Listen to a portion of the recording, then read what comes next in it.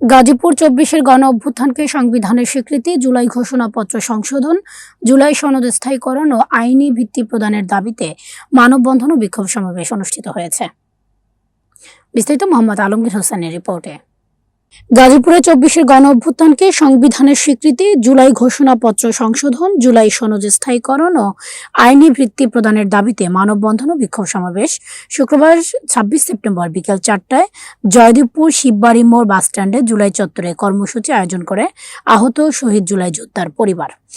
অনুষ্ঠানের প্রধান আয়োজক ছিলেন রফিকুল ইসলাম রায়হান। মানববন্ধন ও বিক্ষোভ সমাবেশটি পরিচালনা করেন মোহাম্মদ রেদওয়ান ও মোহাম্মদ মিনহাজ হোসেন। বক্তারা বলেন, দেশের গণতন্ত্র রক্ষায় জুলাই অভ্যুত্থান ছিল ঐতিহাসিক অধ্যায়, তাই এই আন্দোলনকে সংবিধানে স্বীকৃতি দেওয়া সময়ের দাবি।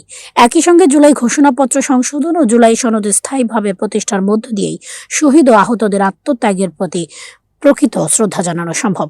কর্মসূচিতে বক্তারা আরও জানান, জুলাই অভ্যুত্থানের ইতিহাস বিকৃত করার যে কোনো চেষ্টা প্রতিহত করা হবে। দাবি আদায় না হওয়া পর্যন্ত এই আন্দোলন চলমান থাকবে বলেও তারা হুঁশিয়ারি দেন।